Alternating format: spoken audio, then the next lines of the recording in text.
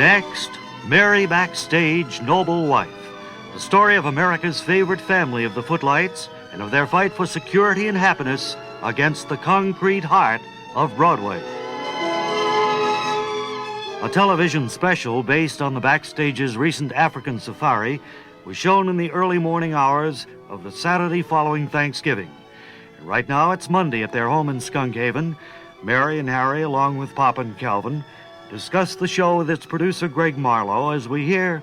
You know, you won't believe it, but I forgot to tune in for the TV special the Saturday after Thanksgiving. Well, it worked out pretty well, Calvin. How'd it work? Pop did his tap dancing number, and we recited a little bit of Shakespeare, which was fresh in our minds from Las Vegas, and we filled that middle section pretty well. Seemed to go pretty good, I thought. Of course, when you're so close to it, you can't give a real objective criticism. Oh, that's right. And, of course, I haven't tap danced for a number of months now. It goes quite a way back. I was a little bit rusty, but I made most of the steps. How'd you tie in tap dancing with the African Safari TV special? Well, we didn't try to tie it in, Calvin.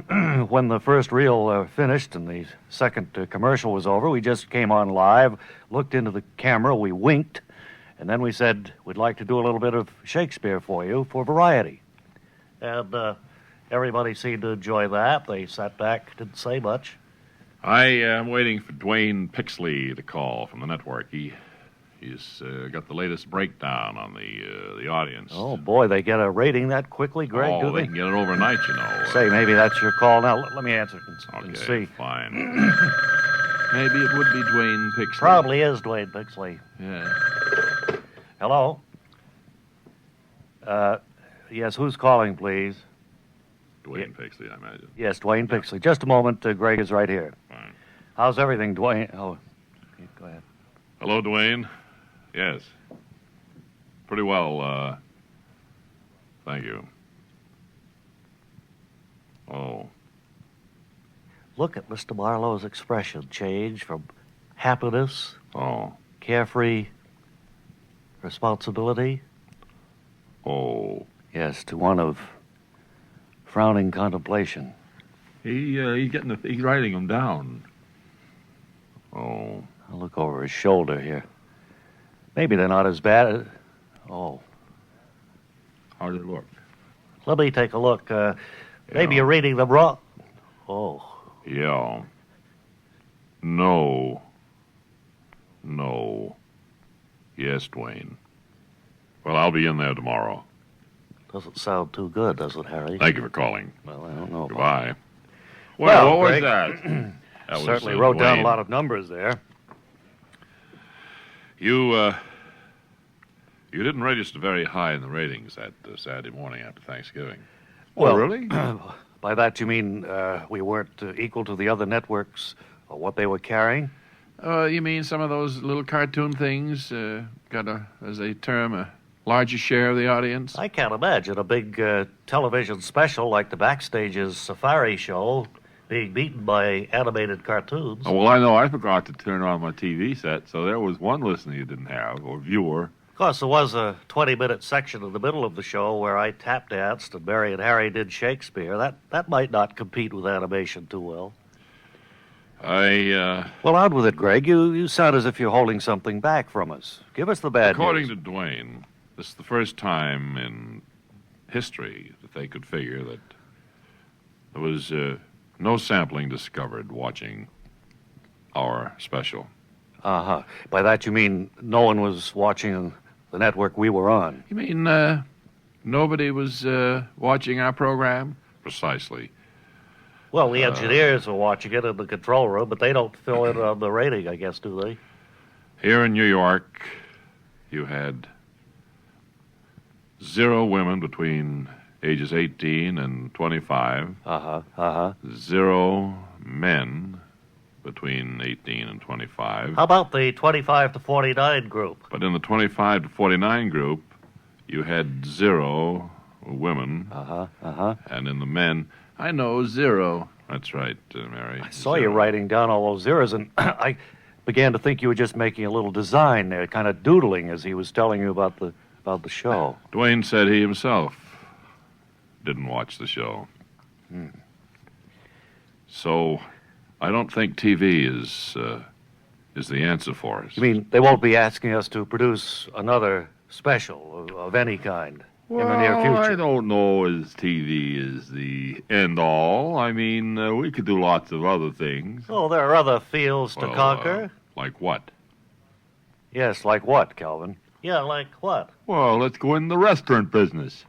Well, what kind of a restaurant do you have in mind? The steakhouse or something like that? Well, they're pretty common. I should think should be something out of maybe some kind of a fast food operation would be. Well, they seem what's to be left? You got all the fast food hamburger places and chicken and, yeah. And you have fish and chips, and you have what is it? Pizza. What else is there? That's about the fast food industry. Is there a big market for hot omelets and radio dispatch trucks and things like that? I love omelets, all kinds, Western omelets or mushroom, Cheese, jelly, of course. cheese. But I don't know. Is there a big market for them to go around town in a radio-operated truck delivering them? What do you mean, Mary? We'd take Well- orders here at home, and you'd make them, and then we'd send them out in a truck driven by Calvin, perhaps. Yes, and then there'd be a radio in the truck so we could talk to him while he was delivering it and tell him to hurry up and so forth. Might even outfit the truck so he could make them in the truck on the way to whoever ordered it. No, that's beginning to make a little sense to me. Omelets, eh? Yes, and then you could probably have the truck decorated like a big egg or something. Yes, I can see Or it a now. chicken, so the motif would, Yes. come alive uh-huh. to people. They say, oh, there goes the famous Backstage's omelet truck. Would be quite a convenience to be able to pick up the phone and say, would you send me 2 Western omelets, please? Are they going up the idea of maybe specializing in scungili? Scungili? Scungili? Scungili. Is that octopus, you mean? I guess that's what it is, isn't it? Scungili? That doesn't... You mean Is there a big market for that? I can see fast food I can octopus see operation? kids with the thick shake and a hamburger, but I can't see them with a scungili, whatever, and a thick shake. No, I don't think the No. two go together. No, they don't seem to go together, scungili and a thick shake. No. No. And You you want can't, whatever it is you want. You want a thick shake with it. And you want to be able to serve it fast too. I think Yeah. maybe just let's think about it a while. Maybe we'll come up with something. So far, omelet's a pretty good idea though. Oh, let me get the phone and see who it is. Hello. Hello, Mr. Backstage. Yes, this is Harry Backstage. I don't know as you know me. Who is this? My name is Nelson. Yes. Micklebar Nelson. Yes, Mr. Nelson. I'm in the franchise food business. I think I have a deal that you couldn't pass up. And our friends, still excited over the prospect of opening a restaurant, look forward to meeting Mr. Micklebar Nelson. Now, a short time later. Now, do you suppose that there will be room in this business for me to Oh, invest? of course, Calvin. There'll be room for yeah. all of our friends. We'll all put in our money, and we'll all have a lovely business. I think it's kind of exciting. What kind of a business is it? Do you know yet, Harry? No, he didn't say. He just said it's something that we'd be mighty interested in and couldn't say no to. Well, we have it exclusive here in Skunk Haven. By that I mean, will we have competition right across the street? You oh, suppose? I don't think so, Oh, Mary. He seemed to think this was something that there isn't anything else like it around. Well, that's one of the first questions I'd ask Mr. Nelson when he gets here is, will you have it exclusively? And, Say, there's the door now. I'll bet that's Mr. Nelson. Let me go and let him in. Don't appear too anxious, Mary. No, we'll be hard to get. yeah, we'll play it Somebody, real cool. There we go.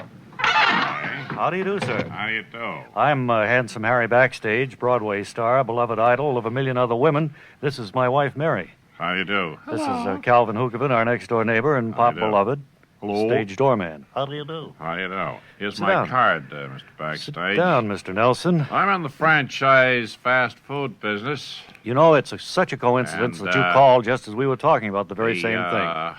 Idea came Sit to down, me sit that down, you sit down. folks would be interested. Sit down, Mr. Nelson. No, I'll just so it stand. Want to get this over to you as quickly as possible. All right. Get your yes or no or whatever. All right, shoot. Well, we're going to be very cool. We're not going to be too anxious anyway, Mr. Nelson. Oh, well, okay. Well, here's the idea. I think you folks better sit down. This is going to strike you as a real surprise. Yes. Can't wait to hear what it is. How would you like to have a restaurant that specializes in toast? Toast. Toes? Toast. Toast. And so Mickelbar Nelson tells Harry what his franchise business is all about, and our friends begin to learn the details of their next venture. Be sure to be with us next time when we'll hear Calvin say, Oh, and then you furnish the bread, is that it? that's in the next exciting episode of Merry Backstage Noble Wife. Word Carr speaking.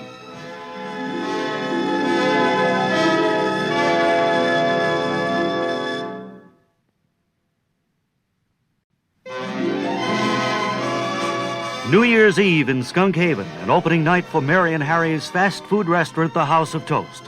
All day business has been brisk, and now as Klieg lights dance across the sky, we join them in here. Say, we need some more foil bags up front for the... bags coming up. Okay. Oh, well, haven't had a breather all afternoon. My, it's amazing how people, order the toast, put it in the foil bag, and run out to the car and then sit there and eat it. Right. What seems to be the biggest seller? Have you been able to tell, Mary, so far? It's the toast plain. That's been the #1 favorite. Toast and butter, eh? Yeah. Foil bags, Calvin. Okay, thank you, very good. Here's some more of that pre-wrapped butter to go in the machine. All right, thank you. You know, Mr. Nelson also had a good idea on whether you wanted buttered on the near side or the far side of the toast. Yeah, I still haven't been able to figure that out yet. Well, it's whether you want the butter on here. I'll show you. You see, this would be the near side. Which side? This one. Well, And then why over- is that any different than Well, the other it's- side? It's nearer to me. Oh, It'll be nearer. nearer to you. Then on the other side would be the far side. Now, Uh-huh. if you butter on the far side, it'll be different than buttering it on the near side. And holding it that way, you'd be buttering your fingers, wouldn't you, if you buttered on the far side? I would be buttering my fingers. Well, you're holding it with your left hand, the knife with the butter is in your right hand. Right. But I just buttered the Let toast. me see you butter the far side of that piece of Hey, toast. just like that. There's no problem, Now look Harry. at your hand. See, not your on left my hand covered with butter. Oh, it's the toast. Oh, I don't think that's the way to do it at all. 300 slices coming up. Right. And butter them on the near side. That's Hey, up to you to butter them out front. I don't butter Hey. them back here. I Oh, dry up and make the toast. Quiet, both of you. This is no way to run a Hey, good business. Hey, What? look up back there. What?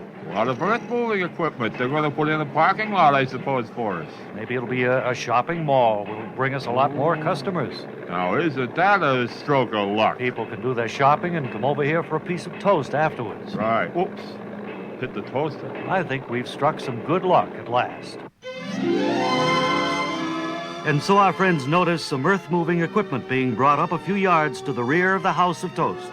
You want to be here next time when we'll hear Mickelbar Nelson say, Well, I haven't heard anything about a parking lot. that's in the next exciting episode of Merry Backstage Noble Wife. Word Carr speaking.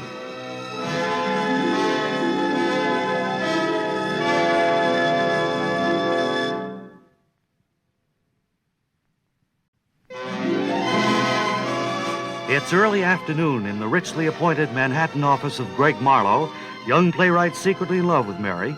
On the telephone, he's apparently wrapping up an important deal as we hear. Something like $250,000 above the line, and I figure here $386,000 below the line. So that should give us a profit figure of somewhere around $6,836,000 for 13 weeks. Yes. Well, my projection here would be over a period of 2 years, something like $44 million net. Mm-hmm. Right. Goodbye.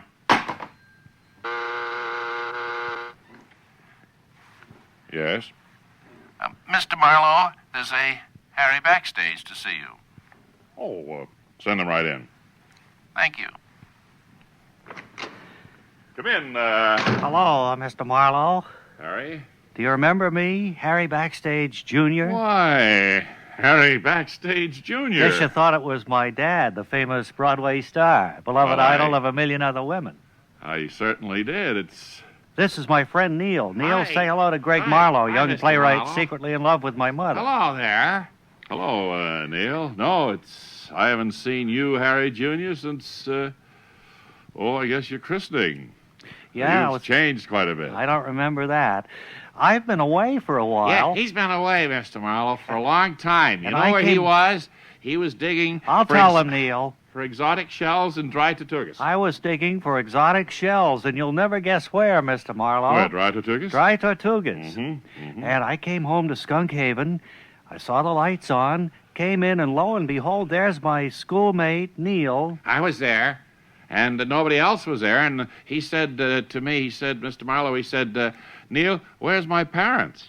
Well, that's a funny question to ask because they've been wondering where you were. You haven't been in school since September, I said to him. And then Neil said, I haven't seen these parents of yours for the past several weeks, and I'd suggest you go to Greg Marlowe, young playwright secretly in love with Mary, and ask him where they are. Mr. Marlowe, we don't know where the Backstages are. That is the parents. That's what we've come here for, to find out. Say, come to think of it, I haven't seen Harry or Mary for weeks now. I don't know where they are. So Harry Jr. and his friend Neil appeal to Greg Marlowe for help in locating Harry's parents. And Greg offers his assistance when our story continues and we hear him say, Put that cigar back in the box.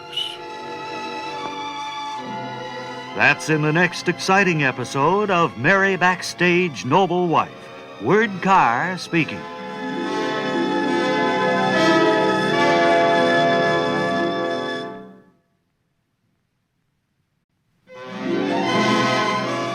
Just as things at the House of Toast seemed to be running smoothly, Mary, Harry, Pop, and Calvin were shanghaied by Captain Wolf Larsen aboard his pirate ship, the Rita B.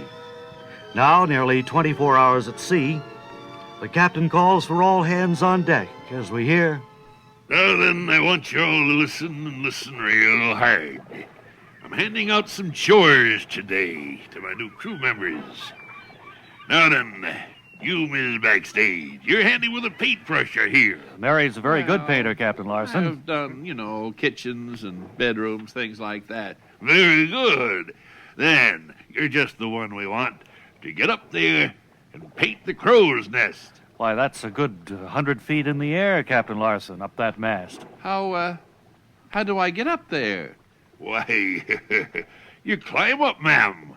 See, there's a rope ladder there. You just scoot right up till you get to the crow's nest. Well, Captain Larsen, Mary's always been afraid of heights. I don't know whether she could climb that rope ladder with a I always bucket get of paint. a little dizzy on a step ladder. Never mind climbing up a rope ladder to the crow's nest. I'll volunteer for it, Captain Larsen. No, you don't want no volunteers around here. When I want volunteers, I'll certainly be asking for volunteers. Better be quiet, Pop. Why? You all right, Pop? Yeah, I'm okay. Anybody else want to volunteer to paint the crow's nest? No, I guess Mary's got the job, Captain I don't Larsen. think I want to do it. Have you got any assignments for me? Yeah, now I want you to go below to the galley and report to the good cook down there and tell him that you're ready for work. Hard work. Yes, sir. How about me, Captain Larsen? Maybe No, you'd like the then. deck scraped or something. No, I have something better for you now, Backstage. Oh, the good. bilges need to be pumped, The bilges. aired, and then painted a sea-going gray. Now, where would they be, Captain Larsen? Which direction? Well, Blacktooth will show you to the bilge a little bit later. When I count 3, you're all going to hop to your job anyway. Now then, let me see. I'm going to go to the galley. I'm going to go to the crow's nest. I'm going to be shown to the bilges. What's Pop going to do? Yeah, what am I going to do? You're going to go to the galley, too. You and Calvin here are going to work with the good cook down there. Hey, I think we got a pretty good assignment, Calvin. Sorry about the bilges, Harry. Oh, well, Funny they're not that- that bad. Funny that they would go below decks or to the kitchen or galley, whatever they call it, and he gives me this awful job of climbing up 100 and some odd feet on a... Well, it doesn't Well, I guess seem right. he thinks it's an easy job, Mary, so better make the best of it.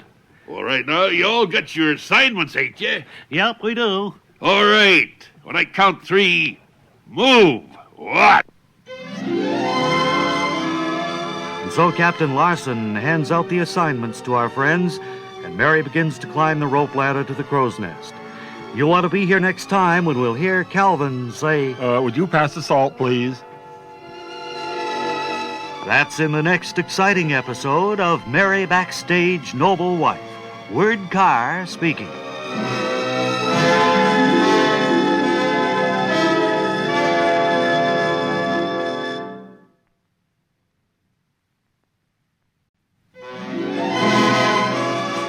Aboard the pirate ship Rita B, Captain Wolf Larson has had a change of heart and has invited everyone to attend a gala party in the grand saloon of the vessel. And as we join our friends, we hear... I think we ought to have a party on this here tub. Yeah, that's a good idea, Captain Oh, Larson. how exciting. I love a party at sea and lovely dance and everything. Yeah, it's a long time since we've heard any music or really had a happy time. Now then, what'll we do for music? Anybody Well- here play an instrument? I didn't bring my harmonica. Maybe I could find one someplace. I play violin, but I never take it with me. I can play the piano a little bit, but I see you don't have one here in the grand saloon. I can play on the linoleum. You hear that, Captain Larson? I like a young man with a good sense of humor. Oh, Calvin's got a good sense of humor, all right. Play on the linoleum. Maybe you have some other members of your crew that could be musicians, Captain. Do you know about that? Well, now, do you have any suggestions? No, I don't. Calvin, you're a good hummer. You could hum some music. You too, Pop. Well, I don't know whether it'd be dance music or not. What do you mean, there's no instruments on board? Anybody could play, like the saxophone or a banjo or electric guitar or It anything? appears that way. Well, I suppose I could hum. Give us a sample of how it would Wait sound, a minute. Calvin. Let me just see if I can visualize this. You mean we'll have a dance here on the Rita B in my saloon, and the music will be humming? That's what we're suggesting, Captain Larson. Well, let me see what it sound like. Calvin, are you the hummer? Well, I could hum, yes. I am too, but I can't remember a good dance Listen, song. I don't have any license for music here, so you better hum public domain music. Oh, that'll make it easier. How about take me out to the ball game for I a could hum to starter? that, sure. Do-dum-dum, do-do, Here, let's dance, Harry. All right, Harry. I'll lead.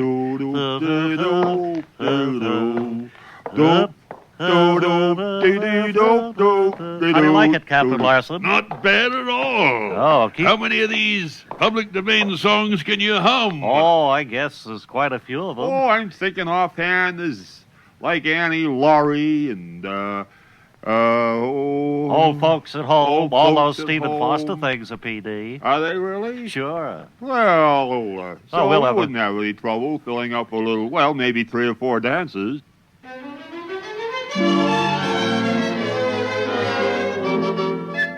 And a short while later...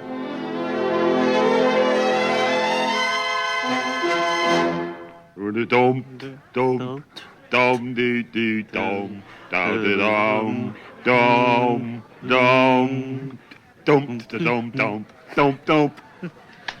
Oh, how'd you like that, That Barry? means end of the dance when I go dump diddy dump dump. Oh, that was Oh, very I good. didn't know what that was. Fine! Sit over here, Mary. Down at Mighty this good table. humming there. So, sit down here. Enjoy some of the punch that Begally made up Oh, for me. very good. We are having such a good time, Captain Oh, Larson. it really is. So Yeah. exciting. It's hard to believe that we may see the dry Tortugas tomorrow. So Mary and Harry, Calvin and Pop enjoy a feeling of well-being in the grand saloon of the Rita B. In our next episode, there's a hint of what the future holds when we'll hear Mary say... Stop it, Greg. That's in the next exciting episode of Merry Backstage Noble Wife. Word Carr speaking.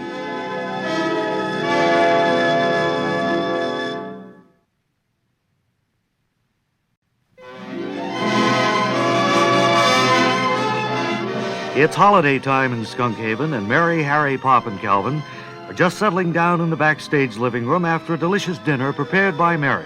Their thoughts turn to other times and other holiday seasons as we hear Calvin ruminate. I remember though when I was a youngster, you wouldn't even think of Christmas until Thanksgiving was over and out of the way. But now it seems like they start thinking about it in October. Mary, we've never taken a vacation at holiday time. I wonder if maybe this would be the year to, well, go south, take a cruise or something. Yes, acting has always been. Always been a challenge. Even when I was a young girl, I always thought that acting on the stage would be just the thing for me. I never knew it was such hard work. I like the wintertime because you could get out on the hills and ski. You could go out on the ponds and skate if you've got your skates sharpened. And then come back to a nice warm cup of cocoa and good cheer around the hearth. One of the most pleasant experiences I've ever had, I think. Well, of course, there are always those people who had their Christmas presents purchased in July and August, thinking ahead. Well, I don't know. I never could get in the mood for Christmas until, well, at the beginning of December. They've got some wonderful cruises down through the Caribbean, cruises that allow you to stay on the boat all the time you're away. You use the boat as your hotel. It makes a lot of sense. Yes, acting school was a great help to me. As I think back now, it helped me, know what to do with my hands when I was on stage. A little thing like that can be so awkward if you're not taught and trained. Of course, if you don't like hot cocoa, you could have hot cider. That's good, too, with a cinnamon stick in it or something of that sort around the hearth. But I don't know. Christmas is different than it used to be now anyway. Of course, everything is different. Nothing is the same. I think I'll look into those cruises on Monday. I think I might take another acting course, too. I got to get my skates sharpened. And I've got to check my Christmas list. So our friends sit discussing happy memories and plans for the future. And you'll want to join us next time when we'll hear Greg Marlowe say, Out here in the kitchen, Mary, I'd like to see you for just a minute. That's in the next exciting episode of Mary Backstage Noble Wife. Word Carr speaking.